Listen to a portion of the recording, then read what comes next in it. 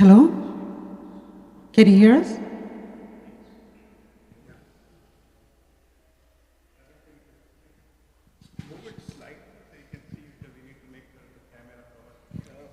Can you sit here and...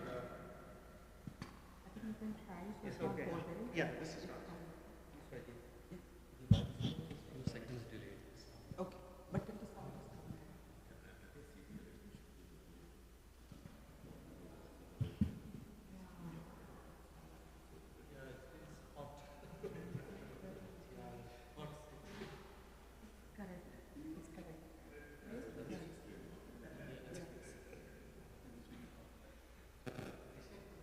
Okay, but so we can. Sir, yeah, so you can sit here. Next one. No, starting with right? First one, brother. But yeah, then brother Ashraf. Second one, and then brother Anji.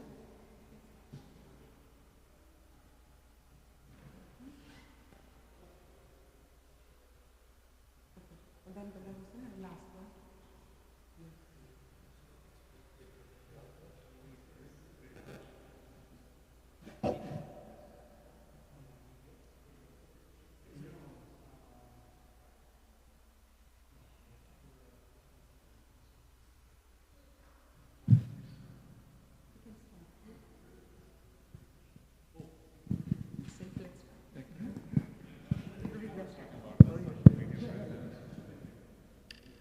بسم الله الرحمن الرحيم نحمده ونصلي على رسوله الكريم.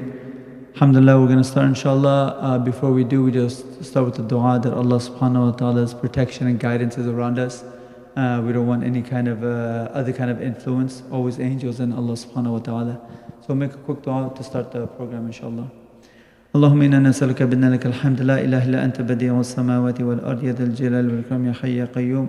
اللهم صل على محمد وعلى آل محمد كما صليت على إبراهيم وعلى آل إبراهيم إنك حميد مجيد وبارك على محمد وعلى آل محمد كما باركت على إبراهيم وعلى آل إبراهيم إنك حميد مجيد. اللهم ألهمنا مراشد أمورنا وأعذنا من شرور أنفسنا ومن سيئات أعمالنا. اللهم ربنا يسر ولا تعسر وتمم بالخير يا فتاح وبك نستعين. سبحان ربك رب العزة عما يصفون وسلام على المرسلين والحمد لله رب العالمين. Jazakallahukhairan. Jazakallahukhairan, brother Saif. Assalamu alaikum wa rahmatullahi wa barakatuh, everyone. Jazakallahukhairan for joining here. So, to start with, so this is the MCC candidates, the slate of candidates meeting the community today. I'm audible, right? Just to check. Okay. So today we have this in person. So mainly we wanted to go back to this in person, and we are also streaming this via the MCC YouTube channel. Okay. So this is today's agenda. So we had the opening dua. After the opening dua, we'll go through this introduction of each of the candidates. So we have 2 hours here. The meeting is from 2 to 4. To make it more effective, so we are setting some time limits for every candidate. So we have the board candidates sitting over this side and the NC candidates sitting over this side. So we'll give 3 minutes for each of the board candidate for introduction, and then followed by NC candidate, again 3 minutes for their introduction. And followed by that, we'll give some details about the election, the format and how it's going to be. And we'll give some details about the current and outgoing, the BOD who's there. And then after that, we'll go to the Q&A. So regarding the Q&A, we will take the in-person questions from the audience here. And after, we also have the QR code here. So if and all, anybody who's watching want to post some questions, please scan the QR code and you can post the questions online. So the format that we are going to take, we'll take kind of 2 questions from the live audience, and then we'll switch to the online question. So that's the format we are going to take based on how the questions are coming in. So please do post the questions. It will be there, and then we'll go through that while the Q&A is ongoing. And then we'll conclude with the closing dua, inshallah. Yes, so we'll start with the current nomination committee that we have. So myself, Ajina Becker, and this is Brother Asfar from the current nomination committee. we have Brother Irfan Khan from the current nomination committee, Brother Ashraf, and Brother Hussein. So the current nomination committee has 5 people, and out of the 5 people, 3 people are again like standing for the next year. So Brother Asfar and myself will be like moderating this meeting as we are not part of this election. Okay, so we'll start with the introduction with the board members. So we'll start according to this order. Brother Ramzi, would you give 3 minutes introduction? Assalamu alaikum, everybody. I found this chance to be a candidate for the board member of MCC as an honor and a duty to serve in one of the houses of Allah subhanahu wa ta'ala. So Jazakallahukhairan for your trust. My name is Ramzi Abjarur. I came to the US in 2000 for my PhD studies in biology in Dallas. I spent there about 5 years, and then after finishing my studies, I came to San Diego to work, joined Scripps Research Institute, and then a few years later joined my current employer, which is Fate Therapeutics, a small biotech company in close by here. I married in 2006. I have a kid, Ibrahim, 13 years old, and in terms of experience with voluntary work, public service, I used to volunteer for the Muslim Community Services when it's first established. That's back, I think, in around 2007, and then joined their board for a couple of years. And I really enjoyed the public service, especially helping the new refugees who were coming to San Diego. It was really an honor and to serve and enjoy, because when I came to the US as a foreign student, I really appreciated how even Christian people were helping me. So I thought we have a duty to help each other. I'm a candidate for the board here for MCC, and I'm hoping to serve to enforce what the Masajid mission is as a places of worship, not only to pray, fast, and have Taraweeh, but we all know what worshiping and La ilaha illallah means. It has an extended objective, serving the community, the Muslim community, and making da'wah, and helping maintain the youth, staying on the right path, and having a journal. This means time up? Okay, sorry. Okay. When it's up, let me know.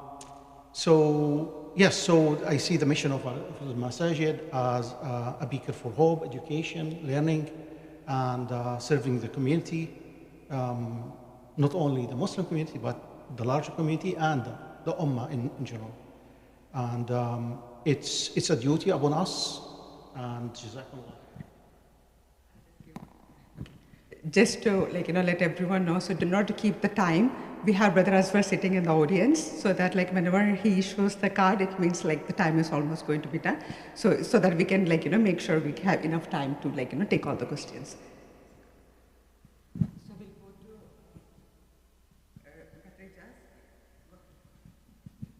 to Bismillahirrahmanirrahim. Assalamu alaikum wa rahmatullahi wa barakatuh. My name is Ijaz Ahmed. I'm a physician by profession. I work for Kaiser Permanente, and I came in USA in 2001. I was born in Bangladesh, finished my education, did PhD in cardiovascular medicine in Sweden, and came to US in 2001. And that's about my personal background.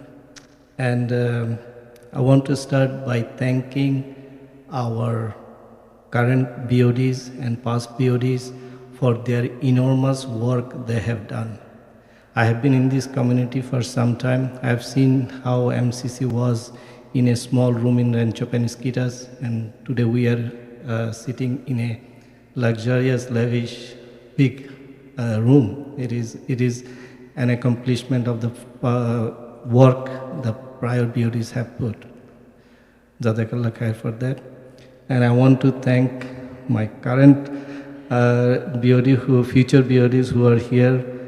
Alhamdulillah, they are all equally, maybe more qualified for the job. I'm sure anybody who will be nominated will do an excellent work.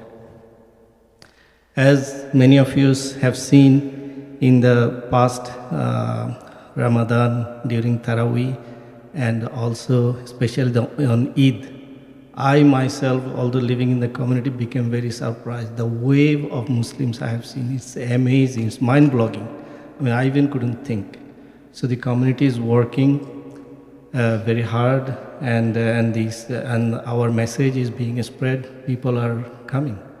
People are coming in the deen of Allah, and we have to continue the trajectory of this very, very good work. It is amazing to think that from 50 years from now, all of us who are sitting here will not be here. Will be replaced with new ummah. And we need to continue our future work as a sadqa jariyah and pass the baton to our next generation so that they can thrive on the philosophy that this mosque had been built and expanding. Thank you so much. Assalamu alaikum. Jazakallahukhairan. We'll go with Brother Tashfeen next. Assalamu alaikum. It's such an honor to be sitting among all of the community here, and this is actually my second time sitting in this seat. The first time was, I don't know, 5-6 years back. I came to US back in 1990, and my whole family moved here. We lived in Chicago. I've been part of a few masajids community over there, so I've seen like how the bigger masajids operate in a place like Chicago. Then I got married in 1996, and since then I created my relationship with the community in San Diego. And in 2001, me and my family moved here permanently. Since then, I've been part of this community, MCC, ICSD before, and then MCC when that was formed. And here and there, I have provided my help whenever asked in any capacity. My professional background started in banking sector, and then from there I went into technical support and then software implementation, and for the last few years I've been basically focusing on health. So I have all the time in the world to give to the center at this point. Some of the things that I see and I have voiced with various peoples of the board is that I want to see this community, this center, progress highly in the digital space. So social media, Instagram, YouTube, and all that. And that's my ultimate focus. Other than that, I strive to create some programs for kids, photography, anything to do with creation, creativity, and that sort of stuff. So I'm here, and Jazakallahukhairan for giving me this opportunity. Thank you so much. Jazakallahukhairan. Last but not the least, we have Brother Atif Qureshi for the board candidate. Assalamu alaikum wa rahmatullah. My apologies first, probably not a great first impression, walked in here a few minutes late. My name is Atif Qureshi. I've been here in the community for about 8 years now. My background, a little bit different. I actually was born here in the US, in Maryland. My parents were immigrants from Pakistan. My father first came to study his master's at USC, and then he moved to New York and then ultimately to Maryland, where I was born. The community there grew up in the early 80s, very similar, alhamdulillah, to this community. And my father and many of his colleagues and members of the community helped build Al-Rahma, which is a very sort of thriving and large community in the Maryland, D.C. area. As a young man, I had a chance to spend time in Kuwait. My father took a role in the Middle East, and that was my first exposure, if you will, to overseas. And then as I sort of grew in my professional career, my background, physics, math, computer science, I started at NASA, did some roles in the federal government, and then moved to Abu Dhabi. And there in Abu Dhabi, I spent almost 4 years working in the Gulf, Saudi, Qatar, and the UAE. And that also helped shape sort of my background and exposure to the Ummah at large and the Muslim community across the world. Around 8 years ago, I moved here to San Diego, and alhamdulillah, been a part of the community ever since. In the dialogue with the nomination committee and just being a part of the community, understand 3 key initiatives. One is to continue to engage with the Muslim and non-Muslim community at large and helping to continue grow the programs and engagement, if you will. The second, of course, probably most important, is the continuous outreach to the youth. I also have 2 children, 15 and 12 years old. They have grown up in this mission, been part of the El Manar School, and go to public school, and I understand and appreciate the challenges that they're going through, especially as I am a product of public school. And then the third initiative, of course, is the expansion of the mission. Community should be very proud of the work you all have done. So, look forward to that initiative. And so with that, thank you, and I look forward to answering questions from everyone.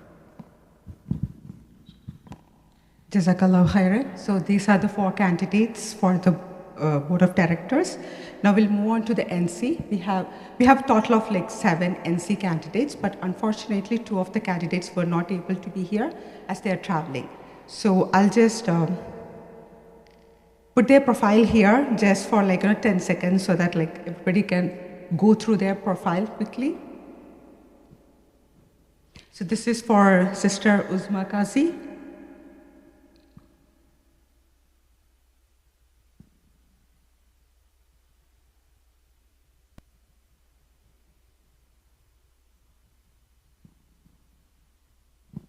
We'll move on to the next candidate, Sister Sohad. She's also in Egypt and not able to make it. So this is Sister Sohad's profile.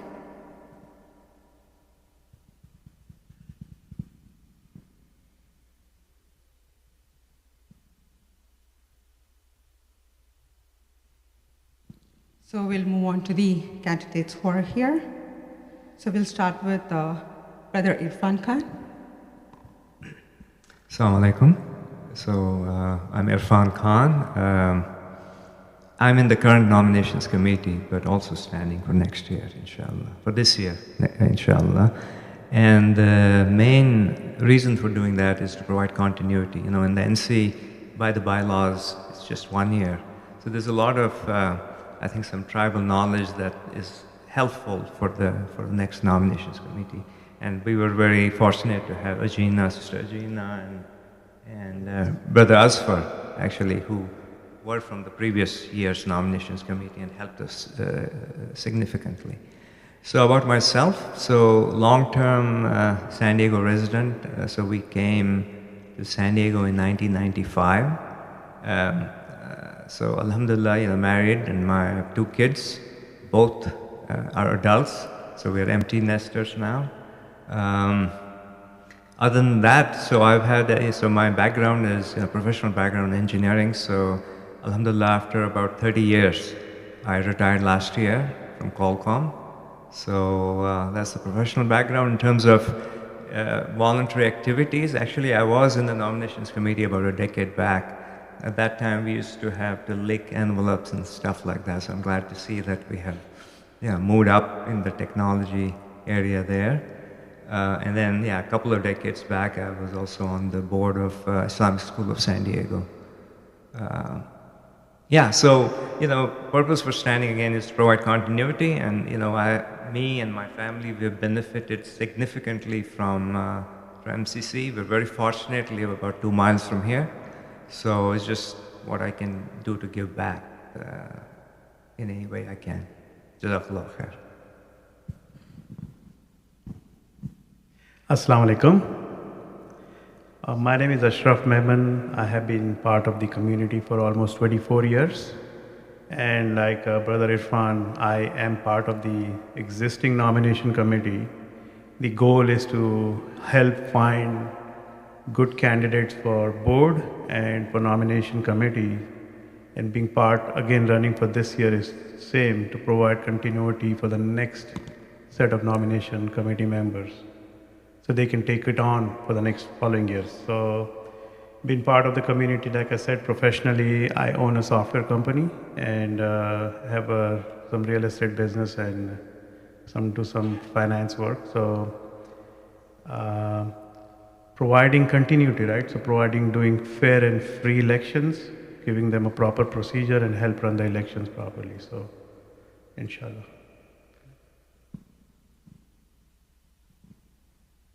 Assalamu alaikum. My name is, for those who do not know me, is Amjad Rajput. And I have been asked to be part of the nominating committee. And I thank people who have actually nominated me for this post. I came to, I should say we, because I and my family, we came to San Diego in November of '89. And as a result of being recruited from Great Britain to work over here at Solar Turbines. My qualifications are actually a Bachelor of Science in Mechanical Engineering, and I did my postgraduate studies at Cranfield Institute of Technology, where I specialized in combustion. So probably that was why I ended up over here in such a beautiful place. My involvement with MCC is from the time it evolved. And at the conception of this dynamic institution, I was fortunate enough to be involved as a volunteer. And I've been volunteering ever since. Whenever I was asked, or not even asked, I used to present myself, still do, and I am proud to be part of this institution, and now I will be at the other side of the fence trying to recruit people like me who are involved and would like to take the mantle and be part of this dynamic association. Thanks. Bismillah ar-Rahman ar-Rahim. Assalamu alaikum, everyone. My name is Hussein. I've been in the US for a long time, but we moved to San Diego, actually this neighborhood, in 2014, and ever since, we have been part of the community. I have 3 daughters who actually grew up here at MCC, and alhamdulillah.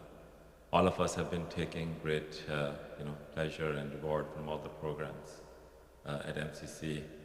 By professional, I'm an engineer, and I'm working for a firm here in San Diego. I am currently part of the nomination committee, and again, like Brother Ashraf and Brother Irfan mentioned, that rerunning it is a part of having a continuity to pass the baton to the next one. And the goal is the same, doing it for the pleasure of Allah, finding the best candidate, who can come, and do the work for the benefit of the community and for the pleasure of Allah subhanahu wa ta'ala. Jazakallahukhairan. Assalamu alaikum, everyone. My name is Shiraz Khan. I'm the newbie here. First of all, thank you very much to all the serving members and new members who are running for the board. I moved here to San Diego from East Coast in 2008. I've been blessed with 3 beautiful kids who all grew up here. Professionally, I've got a bachelor's and master's in electrical engineering, and also I've got a MBA. And I work for a lot of tech companies. Currently, I work as a product manager in Amazon, the Amazon Web Services. The reason I want to run for the nomination committee is because my wife served in the nomination committee for 2 years, and she reminds me quite a bit about it. That was a joke. I've been part of the community and been benefiting from it. I want to take ownership. This is our community. Want to give back and help in any ways, and it's possible. Thank you for letting me run in this opportunity. Jazakallahukhairan, all the candidates. Now we'll go back to our agenda. So next segment in our agenda is the election details. So just want to give you a brief overview on the election process. So the electronic ballots, like for the online voting, will start on May 4th, and it will be active for 2 weeks. So the electronic ballots will be sent out, and you'll see an email from the election body in your inbox. Always, please make sure to check your spam or junk folder, okay? Because sometimes the mail from the election body goes to the junk folder. So watch out for it on May 4th, and it will be active till the annual general body meeting, which will be on May 18th, and it starts at 10 a.m., the annual general body meeting. So we'll close the election at 10 a.m. And we'll also facilitate an in-person voting, which will be on the day of the annual general body meeting, which is on May 18th, just before the meeting, that is from 9 o'clock to 10 o'clock. So we will be here, we'll help you with the in-person voting. You'll still be using that electronic ballots that you received in your email. Now, who can vote? The active members can vote. Active members means members who are who have served for 1 year as member, are the people who are eligible to vote. Now, once the election is done, in case there's a tie-breaking process. That's what point 3 states here. So the tie-breaking process is basically, the tie-break happens with the vote from the current board members and the NC members who does not stand for the current year. For example, we have 3 candidates who are standing for the current election, so they will not be part of it, but the remaining NC and the board members will be part of the tiebreaker. So in case that tie happens, this tie breaking will happen immediately, like at 10 o'clock when the results are out for us. Okay. Now, one point to say, the election is valid only if the quorum is met. The quorum will be met only if 50% of the active members vote. So please make sure, whenever you see this email, please make sure to vote. So we need the election to be valid. A disclaimer at the end, NC is operating under the MCC bylaws, section 12.02. Now, NC has already provided all the slate of candidates. It's emailed to all the active members, and the NC is independent of board. Okay, so NC is not biased. NC is independent of the board members that we have. So these are the election details. If we have any questions, we can take it as part of the Q&A. So we'll go to the Q&A. So we'll stay in this slide. So for the Q&A, in general, all the questions that we are getting will be addressed by all the board candidates here.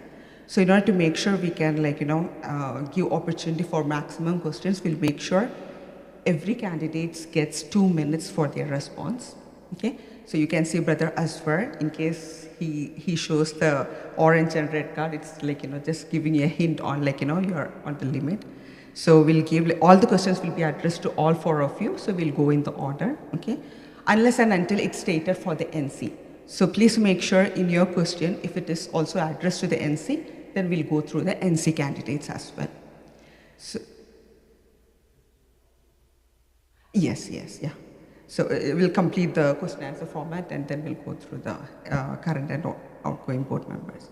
And the question format would be, we'll take like 2 questions from the live session here in person, and then we'll go through the QR code and see if there are online questions, and we'll just kind of alter between them, okay? So before going to Q&A, let's go through the current and outgoing board members. As you all know, every year we have 3 board members who are outgoing, and like out of the 4, we'll select like 3 board members. So to see that list, so these are the 9 board members that we have, and the person, like, the whoever are great out there, those are the outgoing board members this year. So whoever is incoming will be replacing them. I have not highlighted the portfolio that's handled by these people because portfolio could change every year depending on what the board decides. Okay, so we'll go to the Q&A now. So we'll start with the in-person question here. We have the mic over there, so that's the mic, yes. You can stand in. Assalamu alaikum wa rahmatullah. I came a little late, so I apologize for this. I didn't hear everybody. But what I heard is a lot of introduction, which is good, but I have no idea what's their program. Their program, what they are, how they're going to change this, what they are concentrating on what. Every candidate, he must have a program here, okay? Some people says, okay, I want to improve this. I've seen this, I've seen that. Any candidate in the United States, they will tell you what they want to do. Okay, so I ask both if each one if he has something. I don't know, maybe they have something in their profile. But I appreciate it if you guys telling me how you're going to improve our MCC or our community. Okay, that's my question.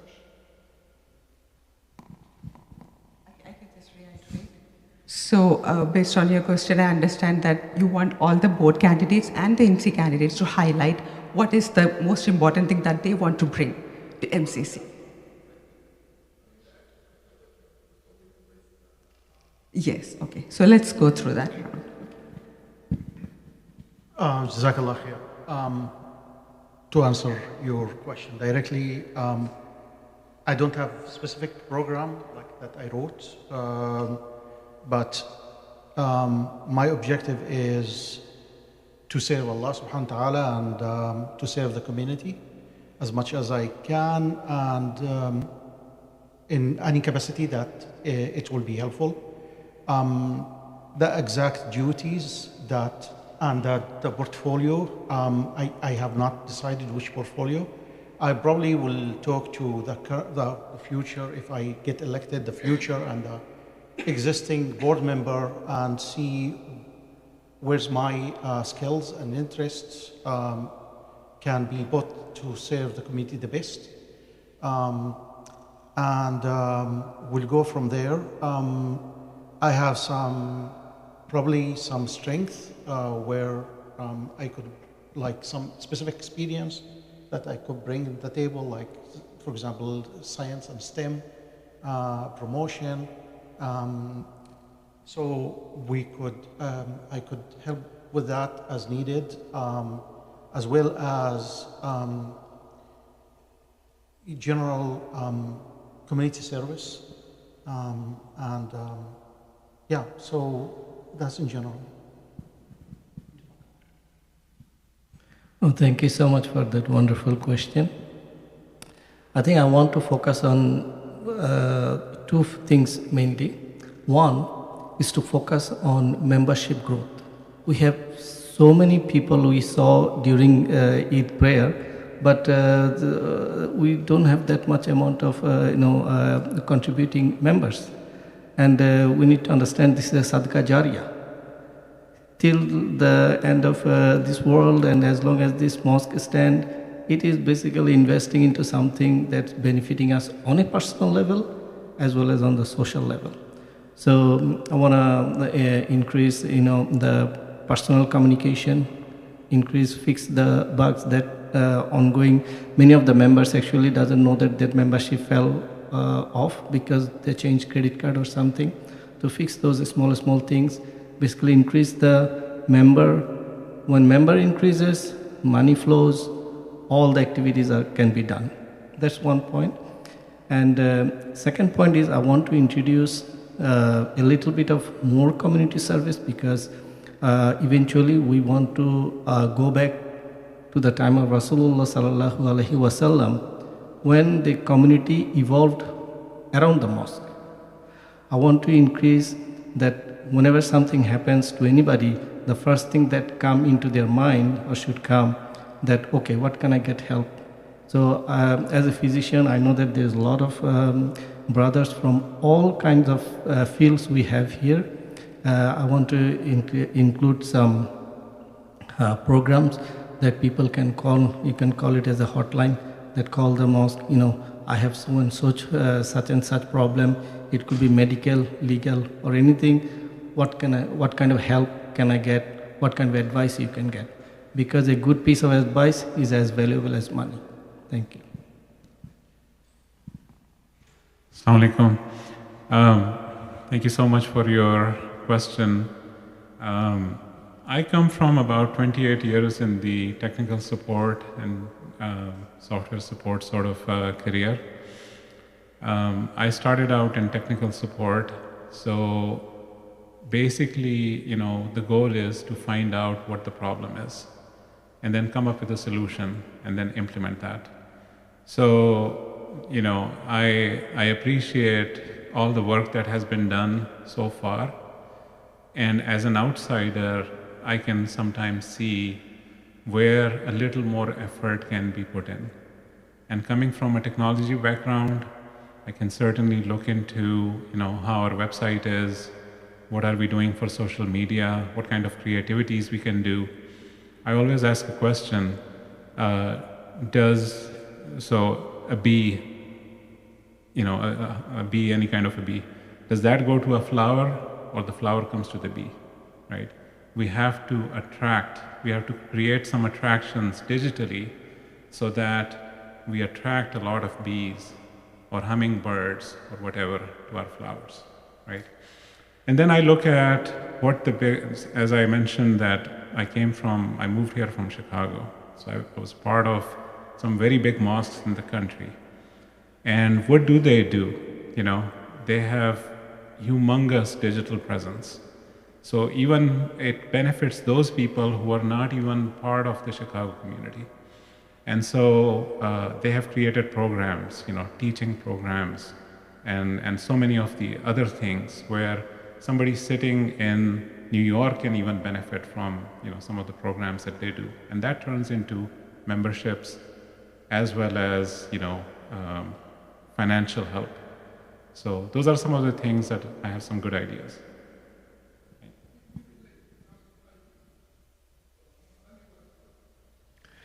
I think probably half this room is IT. So two things that I would focus on, and I mentioned them briefly. One is engagement of the youth and building that community and building the next set of leaders. Again, what I experienced growing up of the immersion of the workplace culture and the non-Muslim culture and always trying to maintain an Islamic identity, it's very difficult. And I see that with my children and the challenges of their friends and colleagues, and I think that is something that continues to need to be strengthened. But I will say MCC, mashallah, does a wonderful job in the activities and programs that they have established, but continuing, Brother Shafi, and we just put my son in the boxing and weight training, which is important, especially as a 15-year-old boy, to build his confidence. So I think that is important and something that I'm familiar with. And then the other is the interfaith dialogue. I grew up in the post-9/11 era, and again, I mentioned Ar-Rahman, a lot of the masajids in the DC, Maryland, Virginia area. Prior to 9/11, it was one that was very insular, meaning only focusing on the Muslim community. And there was a complete crisis because there was no interaction and no familiarity with the Jewish community, the Catholic community, with the Muslims. And anyone who was participating in interfaith was looked at in a very negative way by the congregation. We are in a moment that globally is very challenging. We all know what's happening in the world and in Gaza and at large, and the challenges of that expanding. And so I think that is something that continues to need to be focused on in the interfaith dialogue, so people understand the Islamic perspective.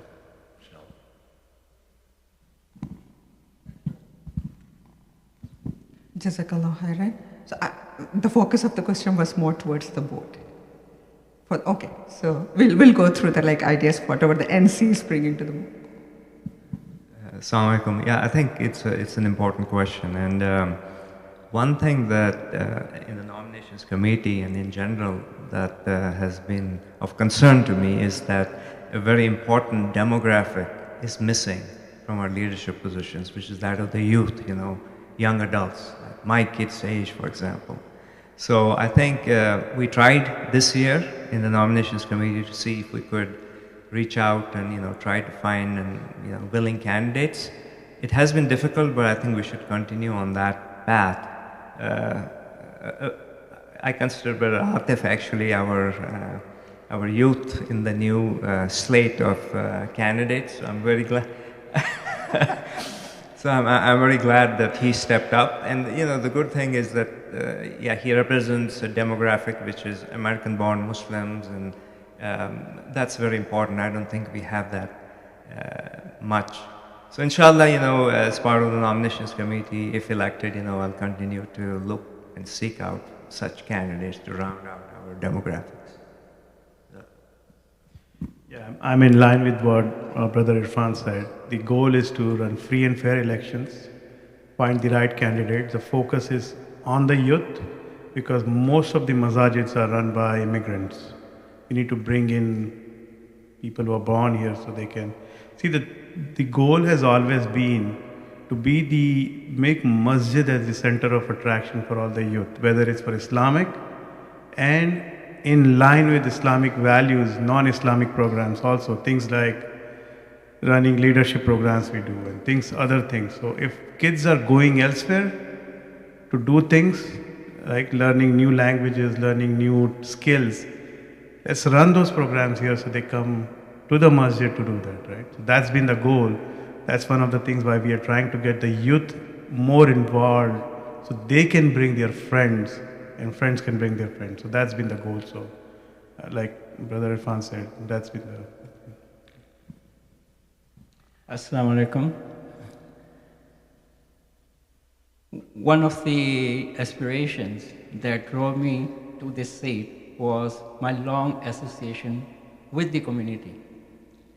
And that means knowing them and many times their families, including the young generation. So the nomination committee member, one big job will be identifying people who are potential candidates and then making sure that they understand what individual BOD members do, what are the fundamentals of this dynamic association over here that has evolved, give them some background.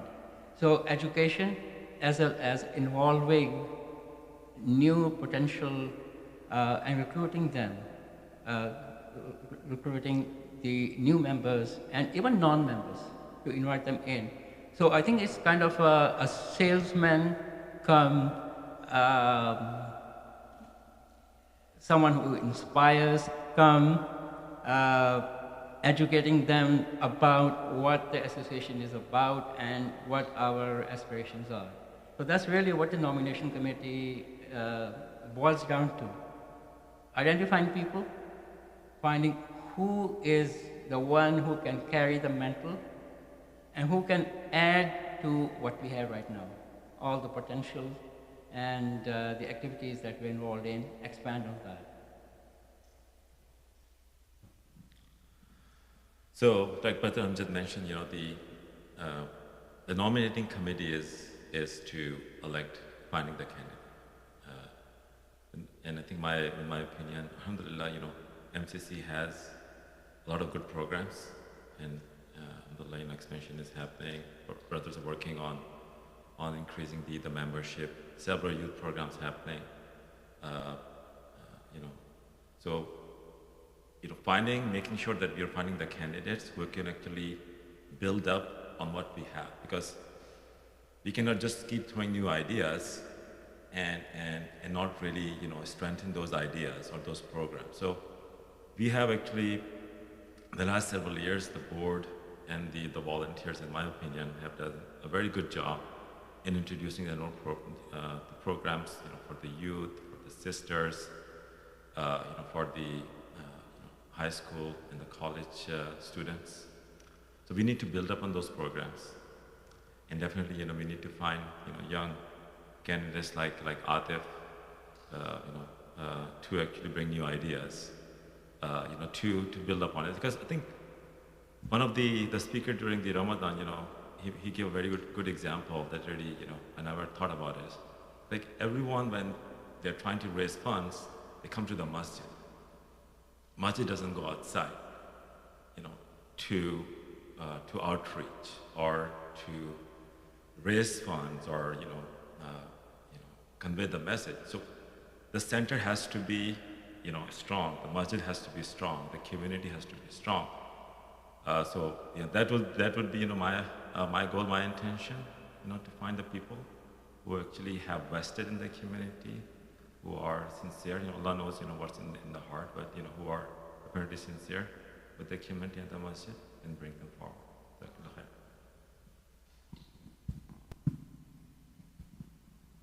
Okay, my personal mantra is that always double down on stuff that's working. So the things that have been working for the nominating committee or the board, double down on them. Increase intensity on them. Try to eliminate inefficiencies or stuff that hasn't worked. Having said that, I think there's a consensus that everybody wants youth. You can see from this gathering that's a demographic that's missing, right? But then another very important factor is that you have to be very patient with the youth also. They don't have the same mindset that we do, all the immigrants that carry. Sometimes, they do stuff that we have to teach them. You have to be very patient with them. So like everybody else, if you ask me personally, the goal number one would be to have somebody sitting on the seat who is less than 30-year-old. And I want to also suggest to board or everybody in charge that maybe let's explore a shadow program where we can just bring youth, no firm responsibility attached to you, but just shadow and observe how things work and contribute. So maybe that way they can find ease and maybe feel more encouraged to run next. Jazakallahukhairan for the question. It could bring the vision from each of the candidates, like for their respective roles. So we'll take one more live question. Yes.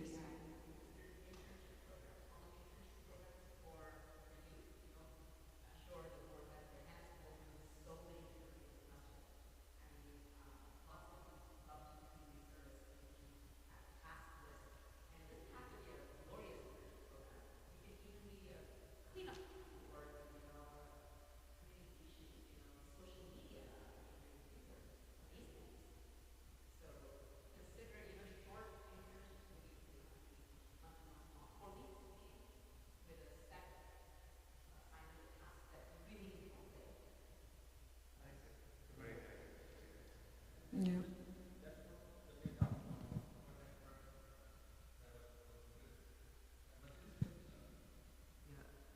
Has already provide youth the ability to gather volunteer hours during multiple activities, and this could be a continuation or even building on top of that. We can use interns, even though the nominations committee and a lot of logistics sometimes we have to deal with, and they could help us with that. And certainly in the board, there are a lot of.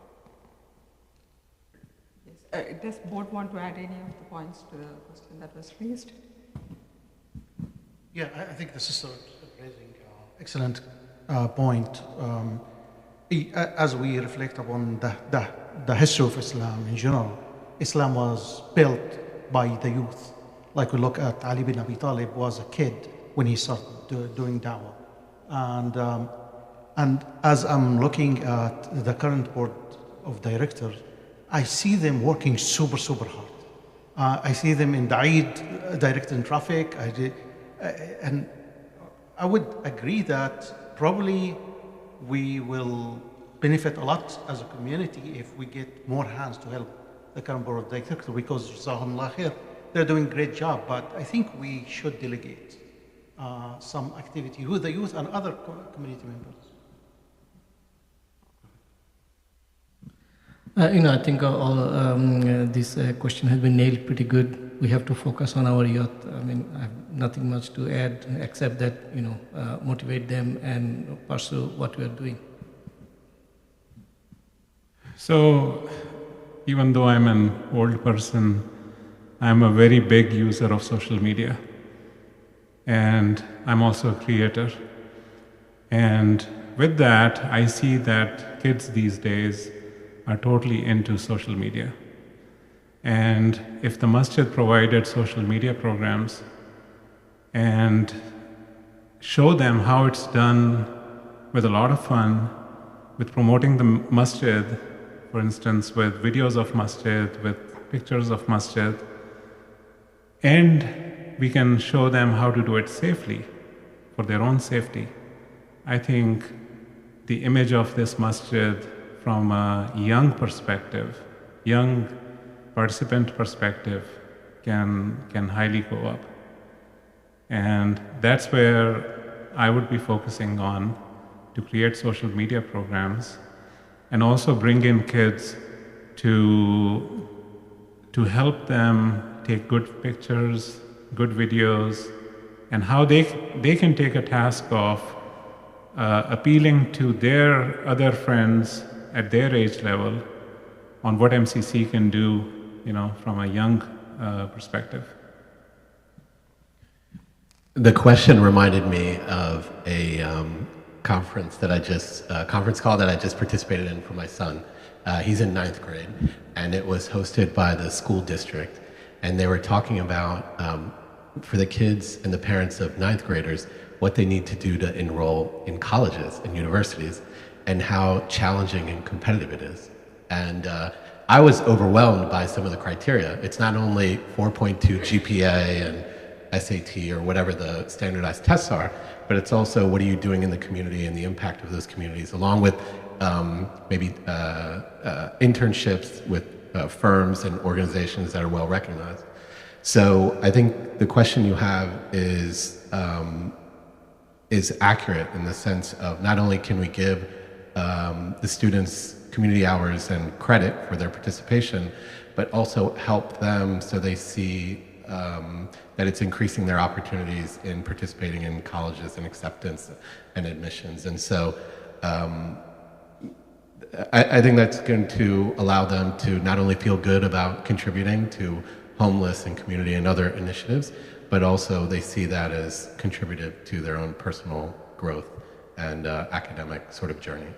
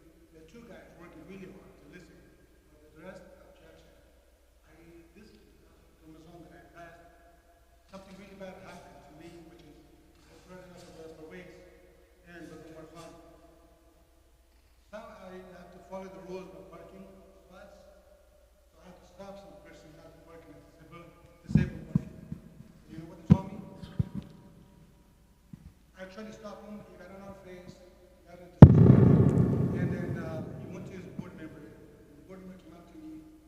What's this question anybody can ask me? He says, how come you went after my people? My people. What about that? So I think the concern, Jazakallah, so the concern is that that's something that has to be addressed. So we have two people waiting. So we also have like the online question waiting. So we'll take like these two questions and then go for the online question. Okay? Yeah. Assalamu alaikum, everyone.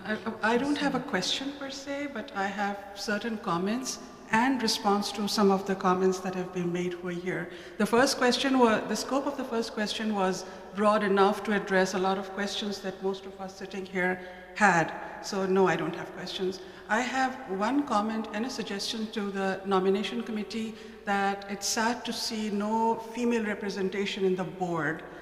The three members, the outgoing members, the current board will leave us with one female board member. And then three coming in, so this is not, she's leaving. Sister Fatima is completing her term? So she's not? So okay. there are three. Okay, Yeah. that's very good. So that's very good to know. I thought it was end of Sister Fatima's term. Yeah. So please make sure that we have equal representation in the board. This is one suggestion and a comment. And addressing the question we were just discussing, we do have community hours in the masjid. My own kids have done it, and which has been accepted. Imam Saif does all the paperwork. There's a proper paperwork which is provided and accepted in schools and colleges and everywhere. Yes, internships are not here, but community service programs and the ownership that we talk about is already here at MCC. And another thing which was discussed in the ownership, I served the board for 3 years, and I was a volunteer for 3 years, active volunteer working with one of the directors. Ownership is not only the responsibility, creating the ownership, the sense of ownership is just not the responsibility of MCC. It comes from the home. I've seen in Taraweehs, there's this group of girls, like high teenagers, running around, and when I tell them that, hey, either go and pray or sit in one of the rooms with those activities, and they ask me, who are you? And some parents coming in and asking me, I allowed my kids to go around. So the thing is, as a parents, as a family, it's also our responsibility. We just cannot leave the masjid to be responsible of teaching our kids the sense of ownership. As Brother Shafi has been our honorable security for all these years, and the stories that he has, you will not even believe. That comes from ourselves, how we are training at home. So it's not just the masjid's responsibility to create that ownership and make our kids responsible, it also comes from the family. So I don't have questions, sorry to say, to take your time, but I was desperate to address some of the questions. Jazakallahukhairan for your response. So just to address your concern, so we have like 2 female candidates who's there for the nomination committee. Unfortunately, yes, I agree. In the board this time, there's no female candidate, but in the nomination committee, we have 2 female candidates who were not able to make it to today's meeting. So we did try for sure, yes. We want the female candidates to come forward as well. We are trying, and we have been trying to find diverse candidates from, so we don't want it to be a certain kind of masjid. We want to keep the diversity as long as it's in the value of Islam, right? They're not making sure you're following the values. But we have been trying to go after youth, have women candidates, have representation, and young and old, everything, right? So that's been the goal. So we did reach out to a few of them, and they could not for time commitment.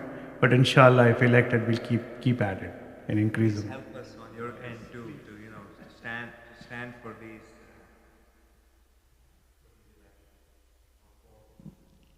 yes, please to come forward. So yes, if you don't mind, like we'll take this. We'll take one online question, Brother Asfar, if you want to. The online question. We'll take one online question and then we'll go to like the. Yes. We want them to be like, participated as well. Yes. Yes, so we have several questions. The top question, just a reminder for the community who is listening online, is that if you're asking question for the NC, the nominations committee candidates, please specify. So the question for BOD candidates is, how do you plan to engage with and represent the diverse needs and opinions within our congregation? Jazakallahukhairan for the question. And it's a continuation to the observation we're talking about and creating diversity. And the diversity, I see it as diversity in ethnicity, gender, age, engaging with youth, engaging with the old. And I do see some programs that answer this diversity, for example, regarding age. There's specific programs for the very young.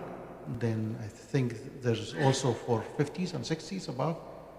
That's my group.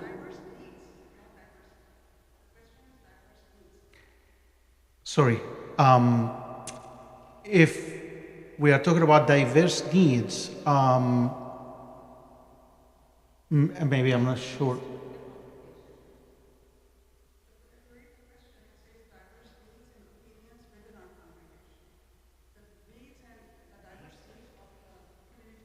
Diverse needs?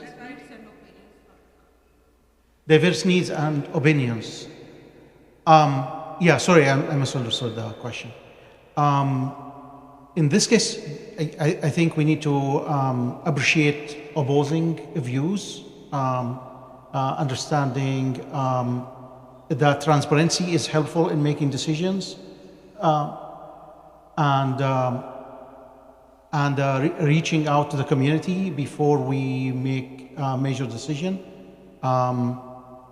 and understanding that opposing views do exist and it's part of a healthy environment, and we need to respect the other opposing views, and seek to understand what are they in the community, and but at the same time we want to make sure that differences in opinions don't escalate into accusations, and we make sure that we understand everybody who serve for public institution like MCC are doing it for the sake of Allah. In terms of communication and diversity, actually the system is already there, but I don't know how many people are using it. We have a WhatsApp group. Not everybody is included in that one. Actually, as a community member, I mean, if they send their telephone number to add up into this WhatsApp group, all the messages goes. And also, if somebody has any concern from any ethnicity or anything, they can actually send the question through this WhatsApp group. It doesn't go to everybody, but it goes to the who are managing the communication, and they can forward this concern to the appropriate BOD or the community, and we can address that. So the system is there, but we need to utilize it. Thank you.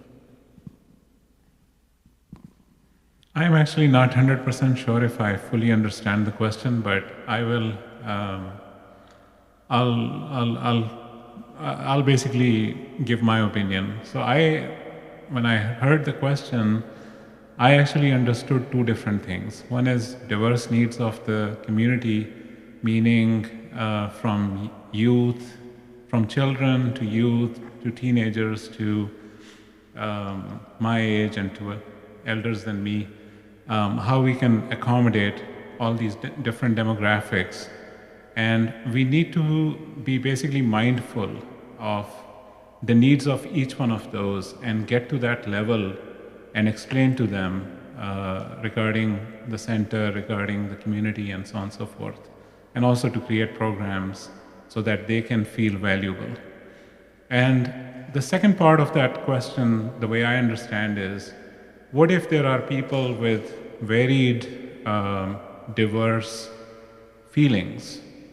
And how can we welcome them into our into our community and into our center. And my response to that would be that as long as they bring themselves as Muslims into the center, and if they have anything that is opposing to our Muslim beliefs, they don't bring it into the center, or they don't promote that kind of stuff.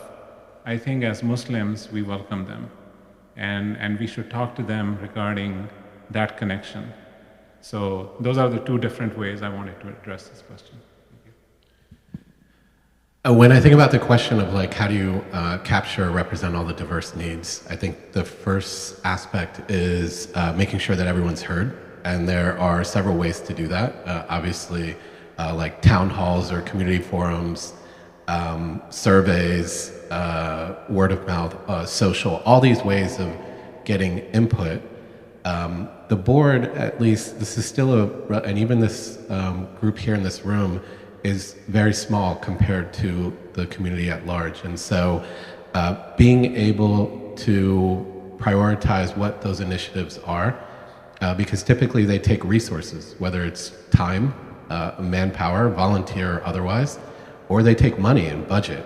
So ensuring that everyone is heard, capturing their input, and then being able to describe which one of those are prioritized and why the other ones were not. That would be my initial reaction.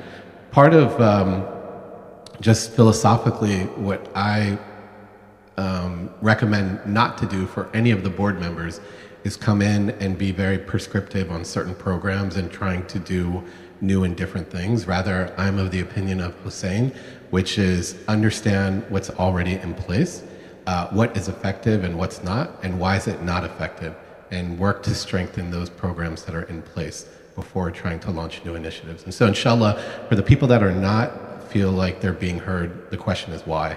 And so I would naturally start there. Thank you. Jazakallahukhairan for the response.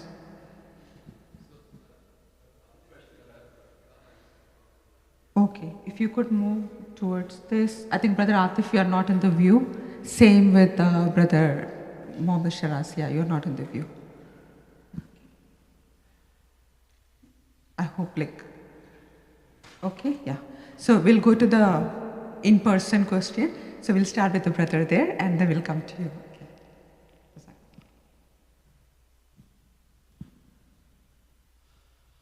Assalamu alaikum everyone. After hearing all of you, you made it very hard to vote. It would be nice if we had 4 positions on the board, but we don't. We only have 3. But it's good to hear your responses. One question I want to bring up, and actually you've answered to some extent in some ways. One is MCC engaging families more. One thing is we are a masjid, and sometimes I hear that how many people are attending prayer on 5 daily prayers. That's the most important thing.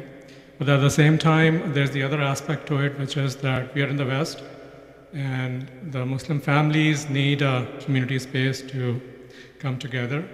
And what we have here is that they come together around the masjid. The masjid is the center core, but we should have spaces for the Muslim families to interact also.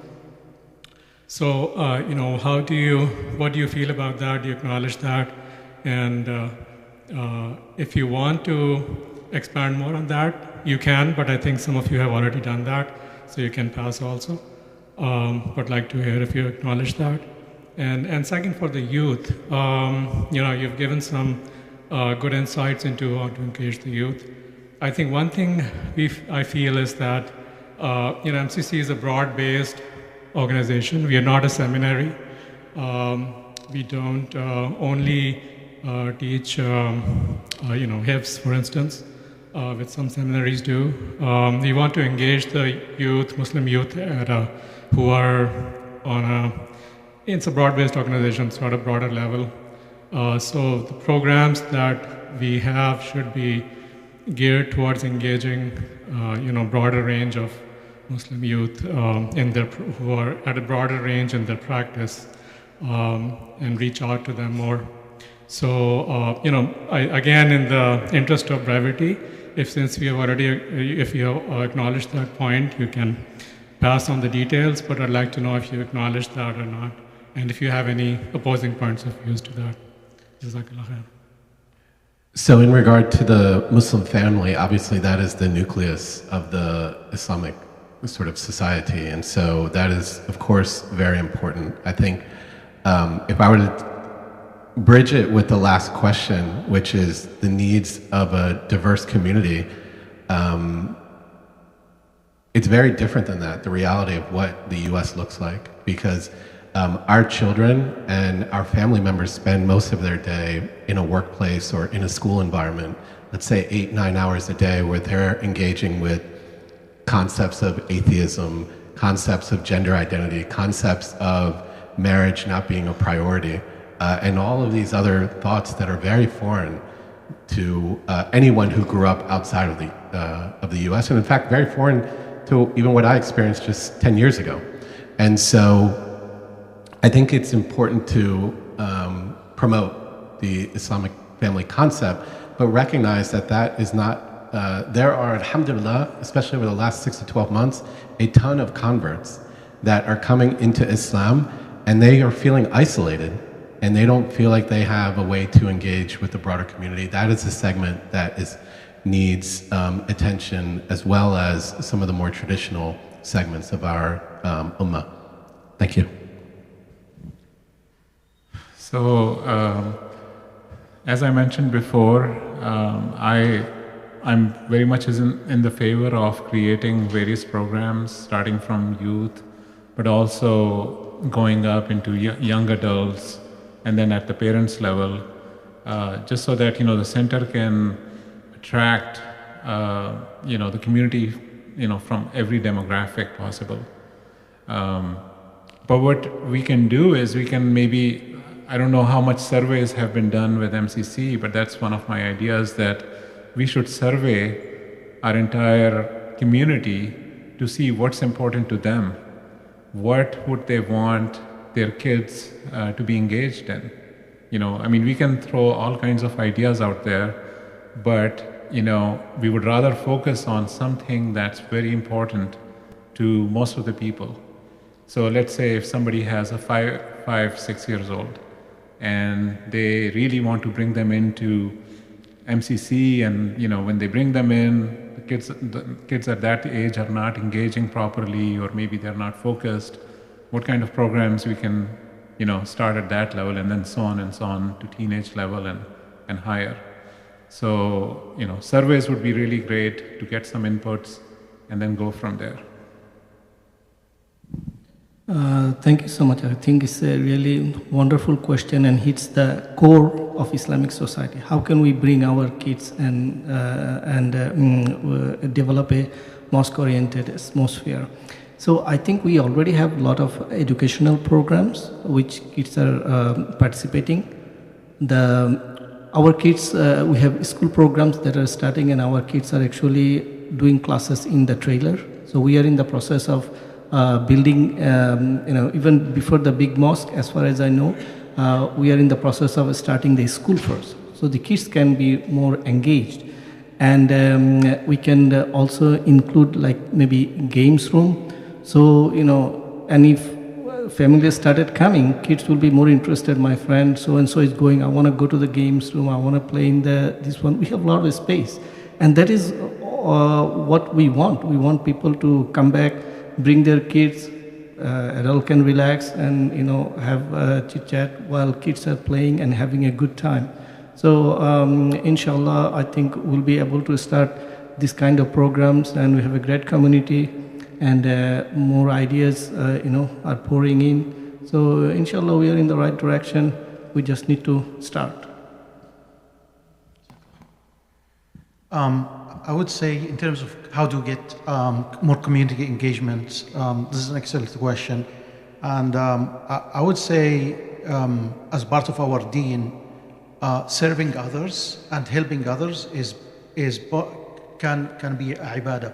Actually, according to a hadith, that to serve somebody to serve your brother for something that he needs is worth more than i'tikaf in a masjid and Masjid al-Nabawi, based on a hadith that I recognize. So how do we get more engagement? By creating opportunities to serve the community more and understand from the community. So it's going to be two-way street. What does benefit the community the most? What are people finding most useful? What is really most useful? For example, one thing that I would like all of us to remember, that the name of the MCC is a Muslim Community Services of San Diego. It's not called a mosque, because I think, which I like, because it shows that this is a community center that serve others, serve the whole community. So for example, if I get a quick example, Brother Ashraf had a leadership program, which I really like a lot. And I'm glad that it's coming back again, and my son is already registered. So I find it to be very useful for the youth, so that the more program like this we create, it will be very helpful for our community and we'll get more engagement. And we need to also to seek information from the community about what they really like and what they benefit. Jazakallahukhairan. We'll go to your question. Before that, there is a comment on the YouTube channel asking, can somebody please explain the purpose of the nomination committee compared to the board? So the purpose of the nomination committee is to select the candidates. Okay. Yeah. I think we need to adjust. If you could move this side. Yes, that's fine. That looks good. Okay. I hope this is not blinding you out. Okay. So you can come this way. Yes. Okay. So the purpose of the nomination committee is to select the candidates for the board as well as a nomination committee for the upcoming year. Okay, so that's the purpose of the nomination committee. We'll go to your question. And to conduct the election, yes. That's again the main thing, yes. Assalamu alaikum. Thank you to all the candidates for coming here. I think I know most of you. And my question, before I get to the question, what I'd like to make a quick statement that you are part of this community and you have been part of the community, you can see that. And so now you're going for a better position, which is basically taking care of yourself, taking care of the community. I commend the nomination committee for the work they've done so far and picking up the candidates. And I have a question for you, whether you could do a kind of open house for future directors, educate them about the responsibility and all that, so you can attract more directors for the position. To the director, I have a question. I think one of the challenges is that we already have a lot of programs in progress, and the challenge is to be able to carry that program forward and improve it as much as you can. What your limitation is, how you do the time management and how you take care of the time, because it requires a lot of time. And can you expand on that? Tell us a little bit about how much time you have to be in this position in terms of how much hours you can put in. Thank you. So we'll start with the board question. And on the nomination committee, probably we agree on that totally, that we should have this open forum where the board can explain their portfolios to the general audience so that they are attracted towards that. So although I'm not in the nomination committee right now, but I have talked to the younger generation, and from what I can gather is that there is no connection of MCC with the young generation in the sense that, for example, our khutbahs, they are obviously more religious on religion, but it does not include today's issues that the young people face. That's number one. Number two, I think we need to have open house communication specific to the younger generation and inviting them, and as a feeder we can give some things about what's going on today with the Muslim community, and say, what are your opinions about things? To give them an emphasis on what to talk about, and so we learn from them what they would like us to do in the MCC board and other places, and have that kind of communication. Jazakallahukhairan. So we'll go to the second part of the question about the time commitment. In order to make sure, we can include more questions, we'll limit the response time to 1 minute. Okay? If I understand the question correctly, do you understand that the time that is going to take for being a board member, and are we willing to put the time? And I think I understand, and I think I'm willing to put the time. I understand this is a responsibility, and I'm not gonna be a candidate for a board member if I don't think that I'm willing to sacrifice time and effort toward this, because otherwise, instead of getting a reward, I'm gonna get Ithem loss. But yeah, no, it's an excellent question, and I took it seriously. Thank you so much for that question. Although in general we say we don't have time for anything, but the fact is time is what we have. Either use it or lose it. As a board of director, I'm committed to time, and also we need to do things in a smart way. It's not possible for a board of director to do everything on that project. The board of director need to have that leadership capability to bring the volunteers and guide them in the right direction, so these things can be done smoothly. Thank you. Thanks for the question.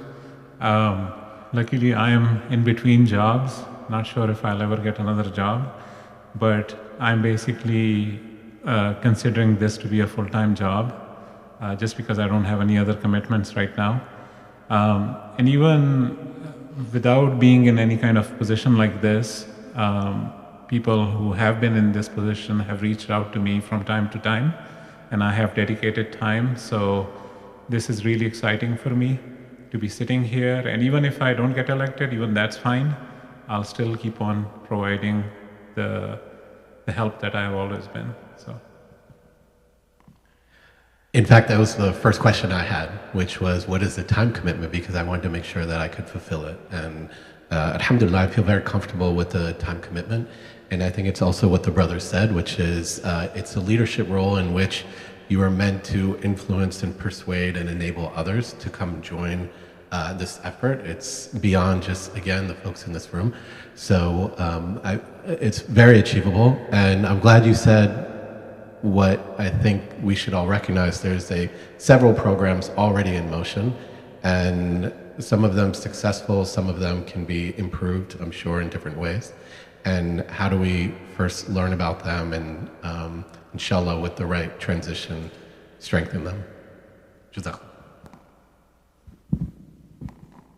Jazakallahukhairan. So we'll take one more live question from the audience before going to the online question. So this question is for board candidates.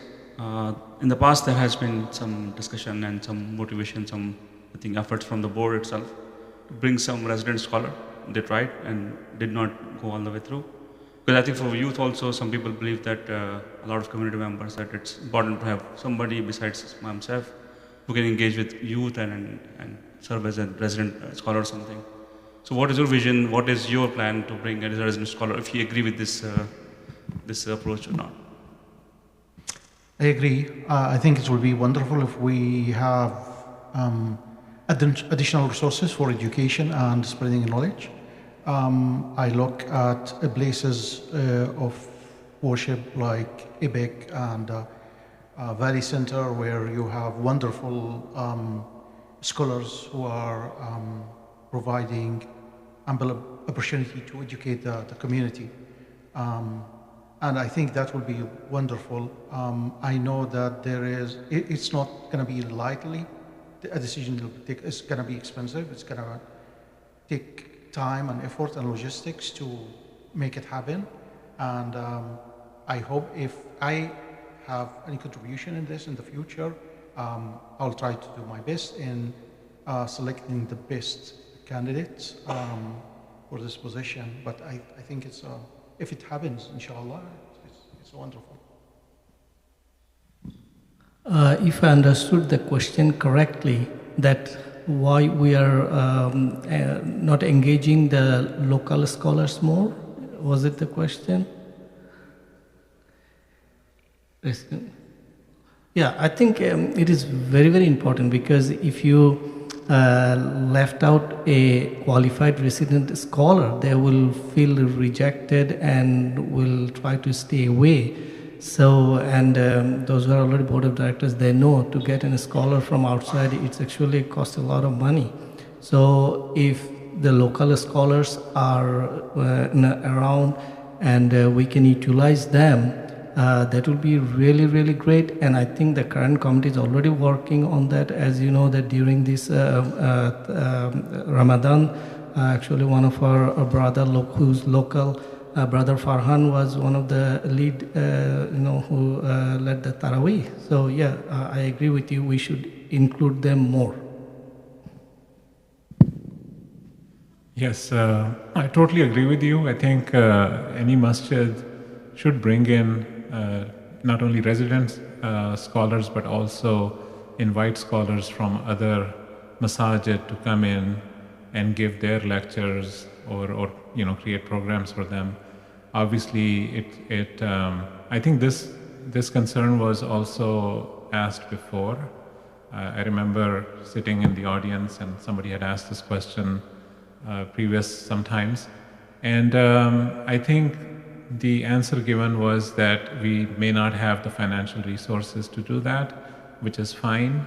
If we can allocate some budget regarding this and try to raise a campaign for allocating funds towards that, maybe we can get that happen.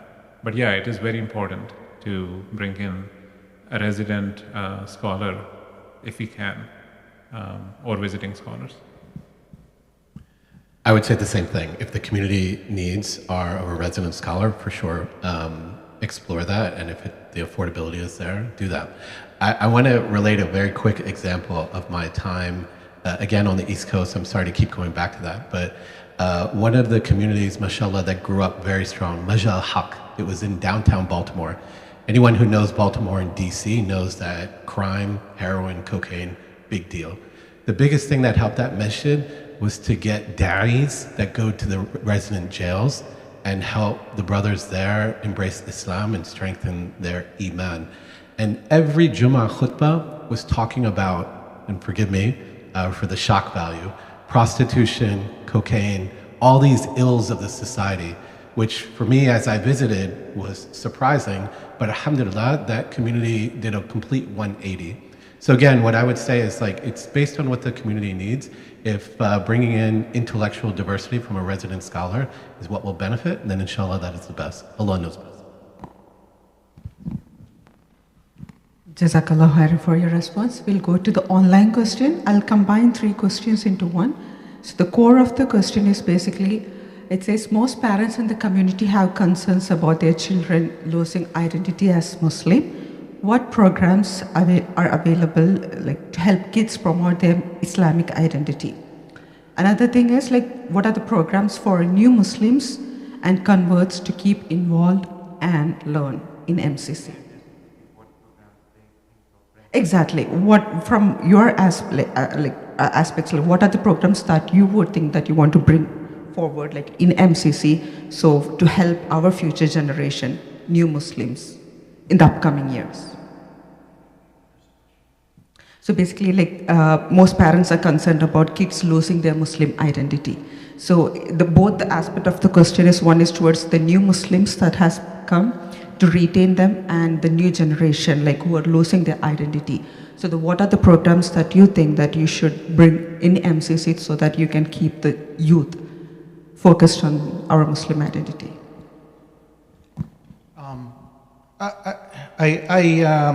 As a father of 13-year-old son, I agree that it's one of the things that keep me up at night is the challenges that my son has to maintain his Muslim identity that we raise him to be, especially when he spent half a day in the school with teachers, kids that we might not agree with their views. The answer to this is what we've been talking about, creating more programs that will help educate the resident program, the youth programs, creating more opportunities to teach and to not only educate, but to make people are happy. One of the amazing stories that I heard is that a father was saying, or a son was saying what kept him engaged with the masjid, and the answer was that he used to come with his dad to the masjid, and that's when he was older. That's what made him, even though he lost his identity, that's what brought him back. He liked coming back to the masjid. It was fun for him. It was enjoyable. That's what saved his life. That this is a place that he enjoyed coming to. Was not punished. He was not. Didn't feel like it was painful to come. It was enjoyable to come. So I would like for my son to, and your kids, inshallah, to experience similar things. I think this question has two parts. One is the responsibility of the MCC, and one is the responsibility of the parents. If parents brings their children and they are all around, MCC will be forced to create program for them. And MCC already has some program running, basketball, gym is there, soccer is there. We can also, include some games room, computer room. So if kids wants to so parents need to bring and we need to create programs. So it has to be two-way. The second part of the question is about the new Muslims. I think over the last few years, alhamdulillah, I have seen many brothers accepted Islam on this very mosque. And we have actually a great program for that. We have in the morning, we have Tajweed class, we have Quran class, and then our, alhamdulillah, we have a great Imam who's very, very supportive of all these programs. And it's also our personal responsibility to approach and embrace those brothers and approach them on a personal level. How can I help you? Something is going around, your home program or in the community, inform them, invite them, and make them feel that we are part of the community. Thank you. So I think MCC already has good programs from what I see on their website and talking to other parents.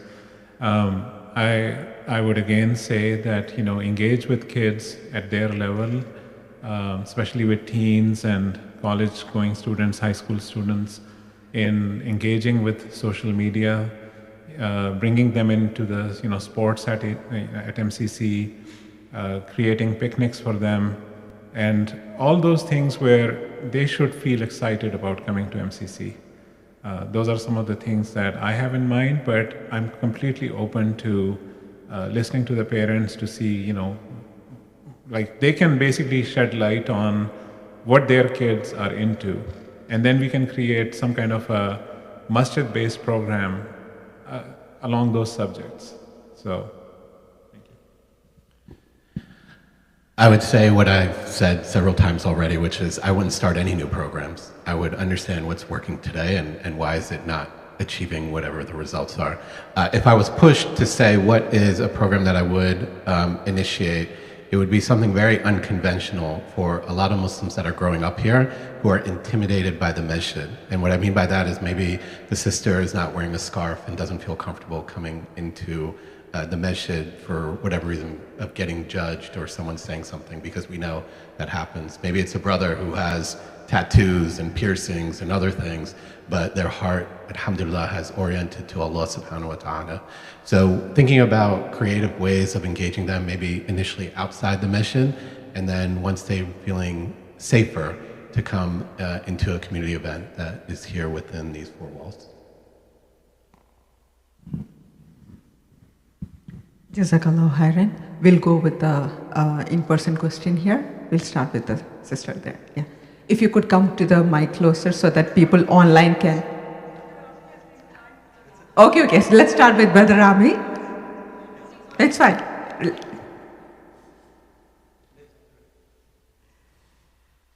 Thank you for taking the time to run for the board. I know it's a feat, it's a big deal. But just one quick question. Has anybody looked at our bylaws? Have they read through the bylaws? Because that's a very important factor of MCC. And if you read the bylaws, you'll see that the masjid is meant for American-born Muslims. That is the foundation of MCC. Are we reaching those goals? Are we attracting what our goal was when we conceptualized MCC? And I think that's a very big part of accepting this position because it addresses the very issue we keep going back to. Why do we keep going back to it? I guess my question to individually is, do you understand the bylaws and do you agree with them? Yes, I read the bylaws and I agree with the bylaws, and I think the bylaws are great. The MCC is a great institution that, despite any criticism, it's a great institution that can be improved and built upon. I think it's wonderful that we have this election. As somebody who came from autocratic countries, and I've been around and seen quite a bit, I appreciate where we are. I appreciate the US that is allowing us the freedom to pray, to do whatever we want to do as long as it's within the law. And I'm very proud that we have election and somebody might not, one of the four will not win. And this is wonderful. It's really, we need to appreciate the environment we live in, and we need to take from it the best and maybe reject what's the worst and accept what's within our Islam. Thank you so much for the question. Yes, when we were approached by the nomination committee, we were given a PDF file of the bylaws and went through this, and they're wonderful. And that reflects why this mosque is running smoothly without much politics. That's the reflection of the bylaws. And yeah, actually, this mosque is all about future, who are born here. 100 years from now, nobody will remember our even names, but our future generation will continue the legacy, and we need to work in that direction to facilitate that process. And that's why we have so many programs we are talking about today, to create more programs, to run the existing one more smoothly, and to bring back our young generations to the mosque. Thanks for your question. So you're talking about we the people? No, I have not had the opportunity to read the bylaws, but what I understand is that, they have been set in place because of, I guess, if I remember the history of how MCC came into being, when there was some need of some people having some ideas that did not go through in the ICSD environment. I don't want to go back in there, but I'm really glad that there is actually a constitution, which is, the bylaws of MCC. Here and there, I've looked into that, but if you ask me if I'm an expert in that, I'm not. But my plan is to basically study them and to be mindful of them. And if I'm elected in this position, I'm going to make sure that they are, upheld. I have read the bylaws, and yes, I happen to be a founder of an AI startup, and so similar, we have, articles of incorporation and things like that. And so that obviously has allowed MCC to be very successful, alhamdulillah, and to get to the point of where it is. I think more of what we're talking about is the culture of MCC, and is it embracing and allowing people to continue to participate and grow in their Islamic knowledge and in their deen. So, and that culture is just really a collection of people. and how they behave and how they interact. So I think that is the sort of the undertone of all these discussions. I would say what's very positive, alhamdulillah, is there is confluence of what the key challenges are. No one's disputing the engagement of the youth. No one is disputing engagement of the community and fundraising and those types of things. So there's strength in having consistency and knowing what the challenge is. And of course, the question is how do you make those changes or continue to strengthen those programs to get to those outcomes, inshallah. Jazakallahukhairan. We'll go with Brother Rama's question. Assalamu alaikum. Two questions. First question, so the masjid expansion is one of the major focus of the next 2-3 years. So share one idea how you will support or make this expansion, inshallah, happen. Second question, what happened recently in Gaza? So what ideas do you have to MCC support Gaza? Again, share one idea and make sure that this idea as well meets the bylaws. So, thank you. In terms of the masjid expansion, I think it's world-class in terms of the work that's being done, and it's a very professional undertaking. I've seen many other masajids not as well-designed and well-planned. So I believe that, alhamdulillah, getting the right resources, of course, to continue to make sure that that goes on schedule is going to happen. I'm not very concerned with that. In terms of Gaza, and I, like everyone else here, can't really speak without getting emotional about what is happening. But the interesting part in the public sphere is the equating anti-Zionism, anti-Semitism, and even calling for the for the protection of innocent civilian lives. That's seen as pro-Hamas and like terrorism. And so I think as all of us have to work to ensure that the truth is understood and that we are working with the Jewish community and speaking out in terms of the atrocities, what's happening over there. But it's a very fluid environment and a very difficult one, and something that I think needs special attention and focus, continued attention and focus. Sheldon. So, as you and me have talked many times,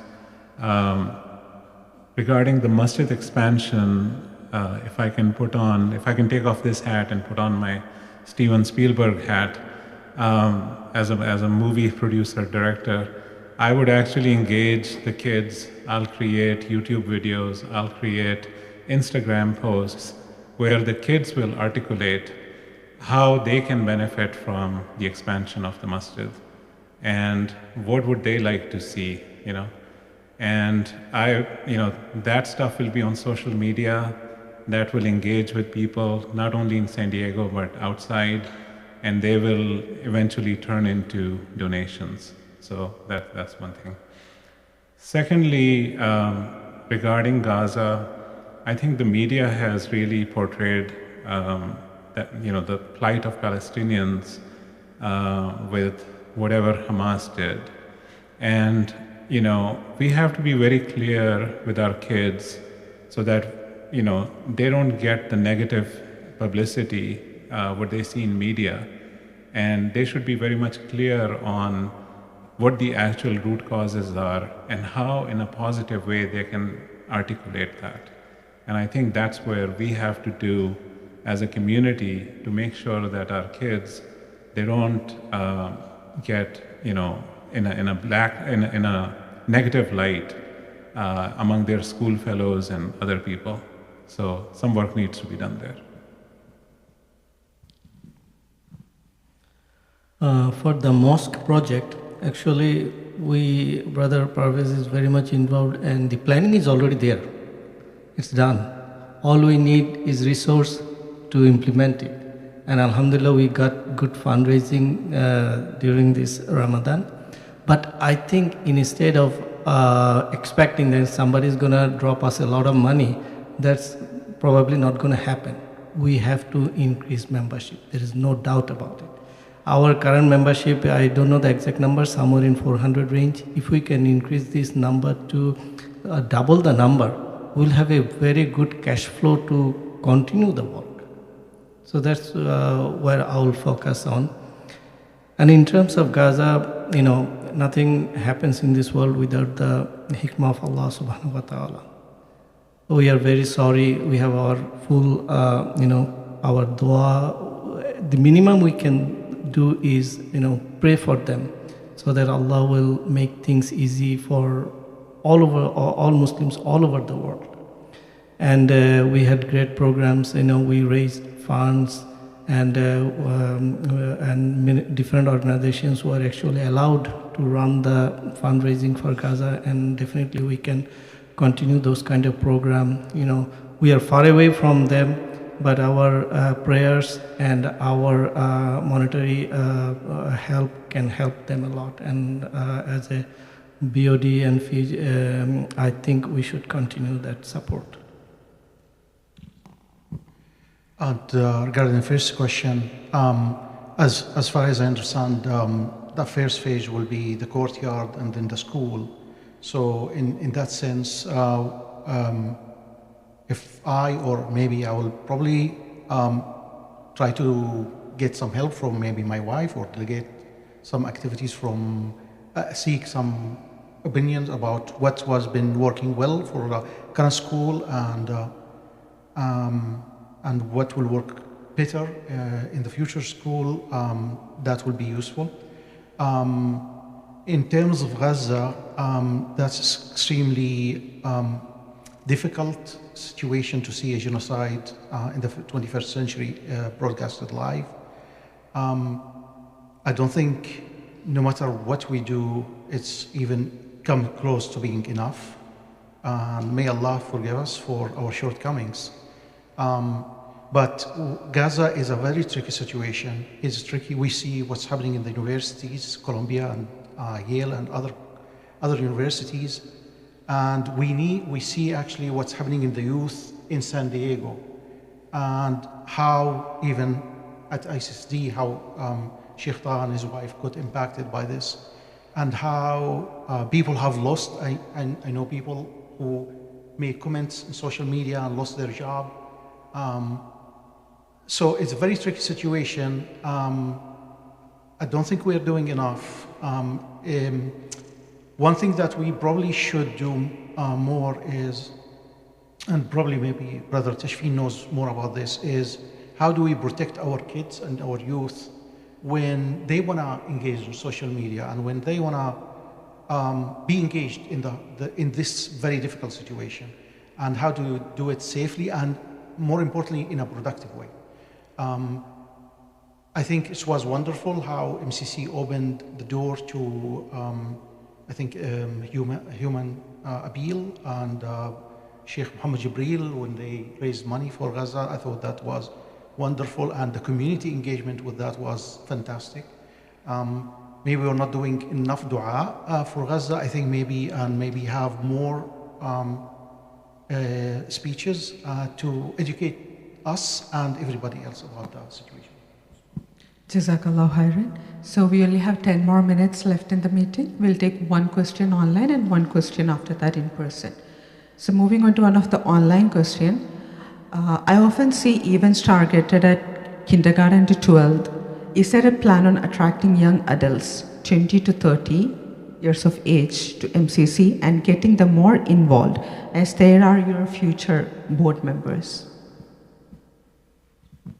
Attracting 30 to 40. Unfortunately, that's not my age. 20 to 30. Okay, definitely not my age.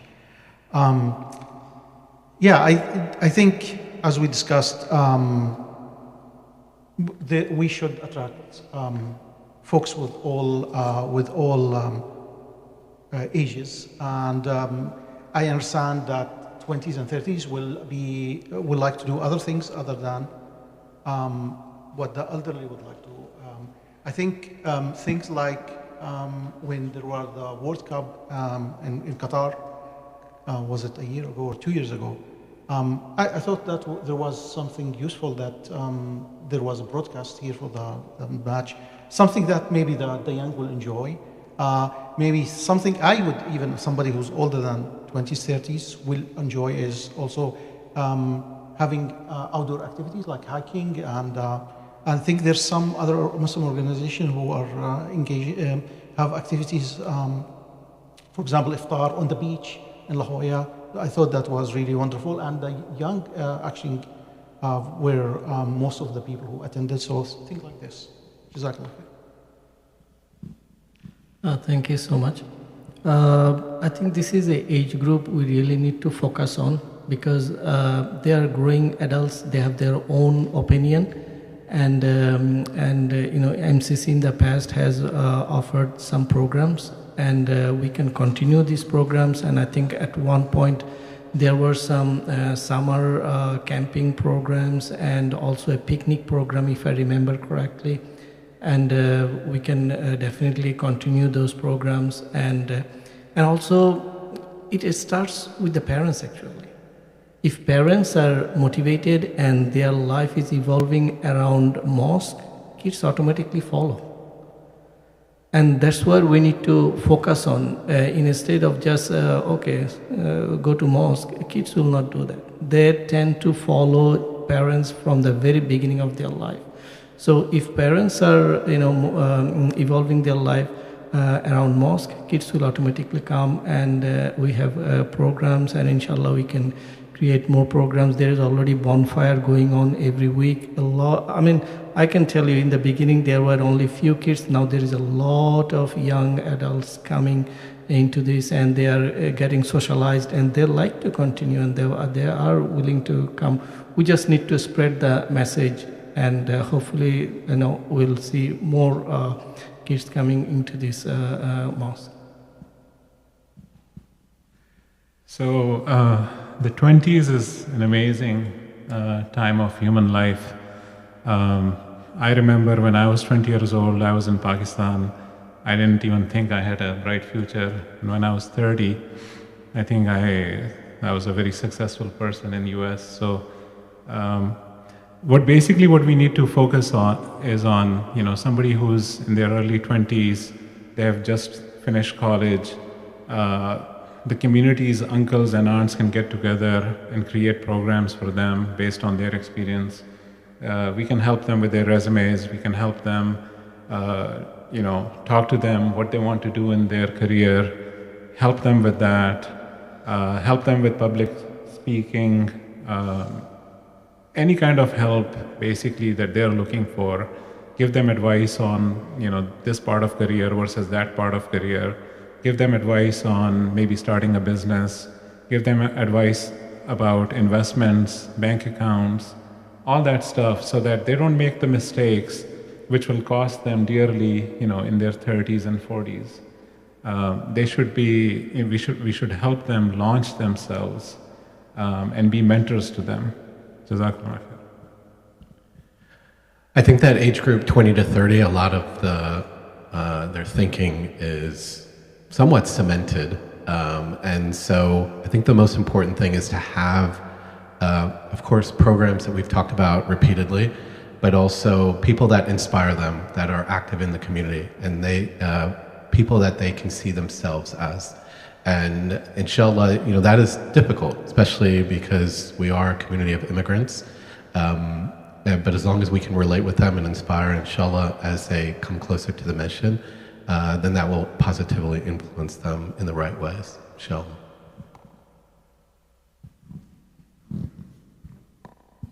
So we have 4 more minutes left. One last question from in person.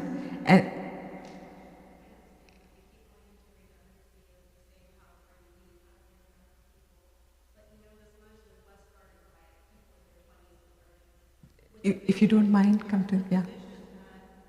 We would grow as a community, but we're back to the same demographics, back to the same elderly community. I think elderly meaning 40 plus, right? But this masjid was founded on people that were in their 20s and didn't even have children when they started this masjid. Yeah, and so what I'm saying is that we are perpetuating the same mind frame over and over and over again. So maybe you should go back and ask your kids that are in their 20s, mid-20s and 30s, hey, how can we have this engagement? What can we do to bring you forward? We came as a hope that we were going to make a change. But that change never happens because the immigration population is so great and that mindset is so great that people like us never have a voice. Maybe you can relate to what I'm saying, but that perpetuation never changes. So I guess how I'm going to address you guys is how are we going to be open to that? For people like me who have been raised here, people like my kids who are raised here. That's not going to change unless the population, the generation before changes their atmosphere. We're never Muslim enough. Let's be honest. We're never Muslim enough. What is our, when you talk about going out and getting people to come to be members, what is the criteria you're looking for?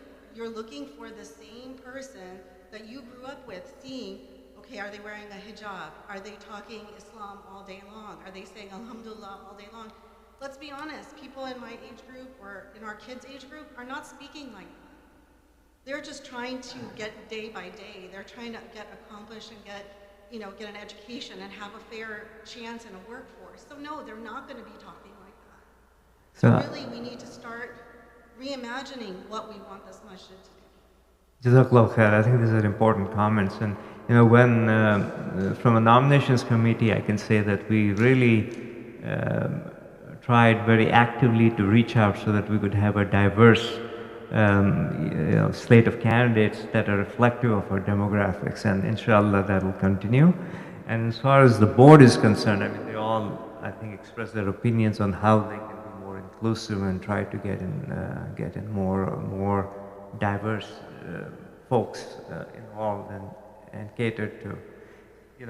I'm a dad also. I have kids. I have the same concerns that you've been expressing. I think many of us do. Mm-hmm. Yeah.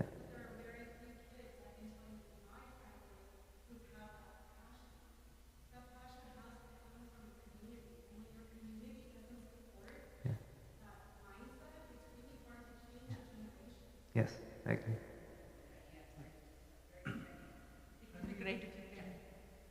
So something that might maybe kind of kill two birds with one stone is, have you considered matrimonial programs?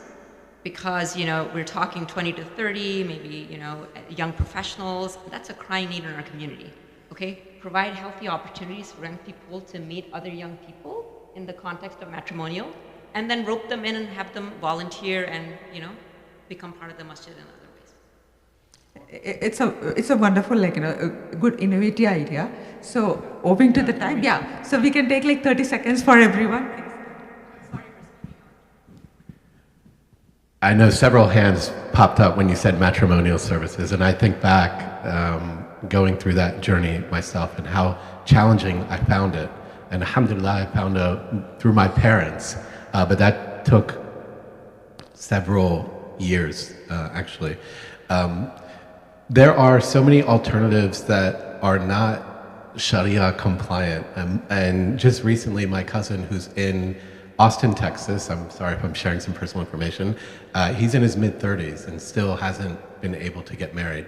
And so he's looking at Muzzmatch. I don't know if anyone knows this, but this is dating apps for Muslims, and it's completely going in the wrong direction. So I think that's such a great concept, and that's to bring that target demographic and help them on their journey, cement their iman and perfect their deen by finding a wonderful spouse. I think there's a question back here.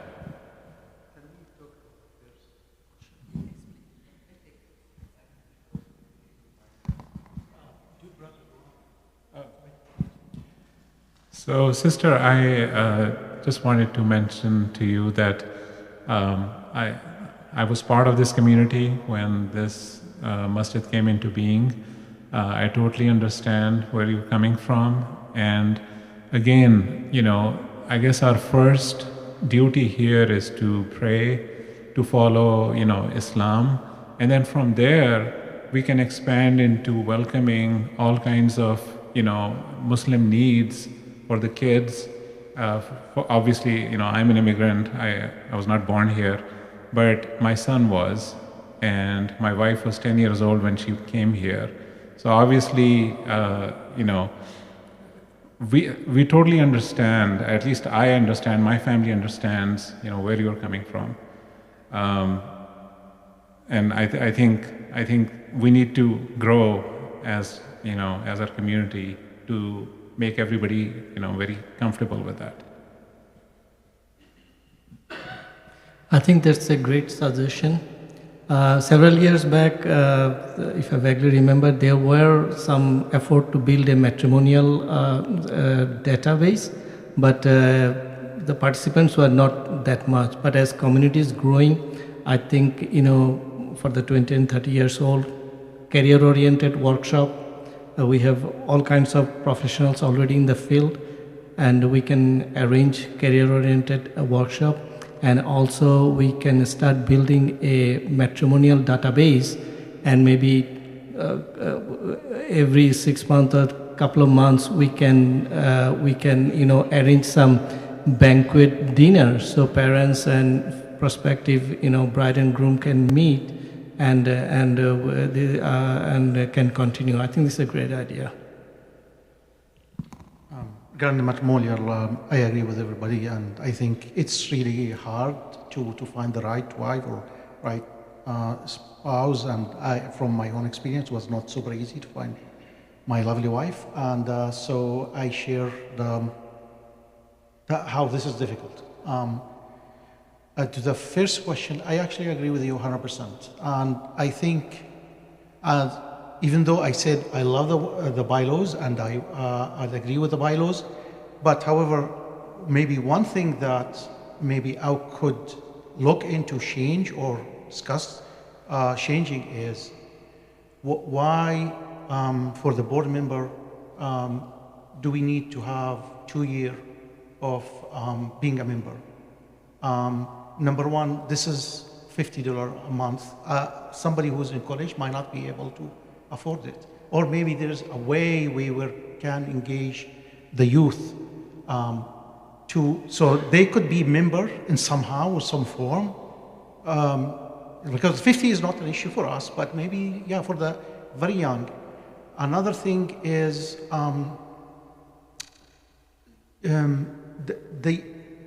it will be very lovely if we'll have somebody who's 18 or 20 years old who is shown maturity and knowledge, and I know many of us, of the youth here, have shown this maturity and youth, and mashallah, we have hufaz Quran at a very young age that could sit in our seats here, but maybe because of the bylaws, it might be very difficult. So I think we should entertain new ideas.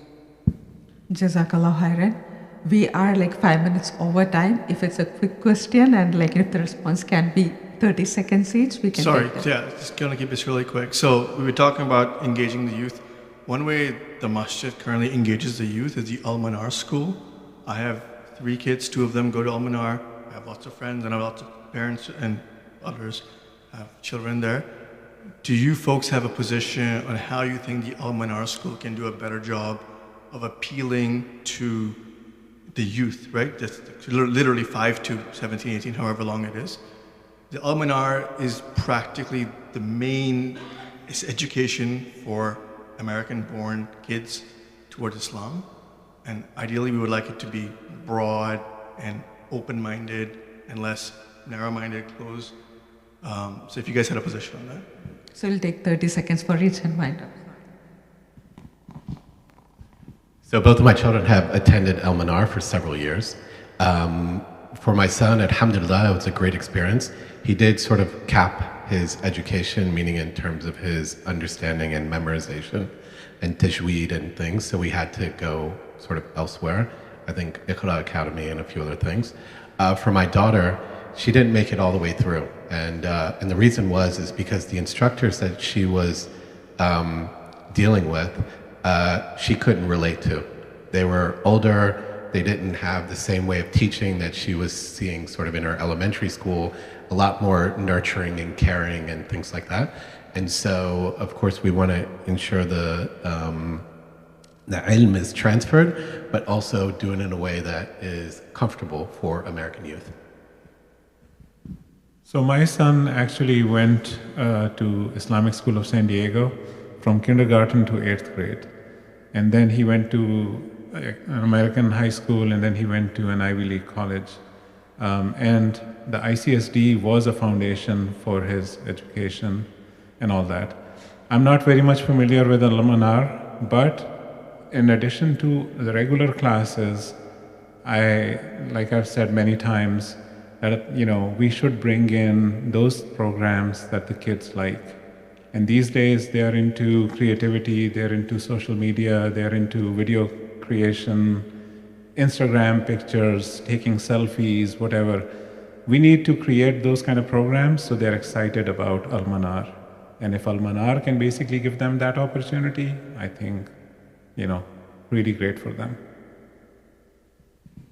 Yeah, I think the brothers already kind of, answered the question. I fully support the Al-Manar School and its philosophy, and we need to bring those programs and, build our own classrooms, and kids will come and we can start the program and continue.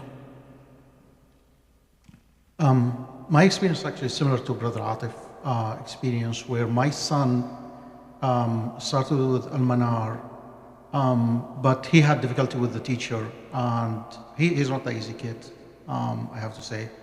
But then we brought him private tutors, but then we brought him back again because there was a really wonderful teacher, and he engaged with her much more better. So I think, to answer your question, I think to have Al-Manar even more successful, we need to attract really the best of teachers. And if this means more money that we could dedicate for the school, I think it will be worth it. Jazakallahukhairan for all your questions, and thanks to all the community who made it to in person, and for bearing for the 2 hours. I feel we need to have more of these in-person meetings to address these kind of needs from our community. So we'll have to stop here. Inshallah, we'll stop here with the closing dua from Brother Irfan. Yeah, so Jazakallah for everyone for coming today and all the good questions and interaction. So just one request, so please do step up, for these positions, leadership positions we have coming up next year. So please step up yourselves and your friends and family, get them to step up so that we can get the diversity and the kind of people we like on the board. So Jazakallahu khair. So we'll close with a dua. Subhanakallahumma wa bihamdika ashhadu an la ilaha illa ant astaghfiruka wa atubu ilaik wal asr innal insana lafi khusr illa allazina amanu wa amilu salihat wa tawasaw bil haqq wa tawasaw bis sabr. Jazakallahu khair. Assalamu alaikum.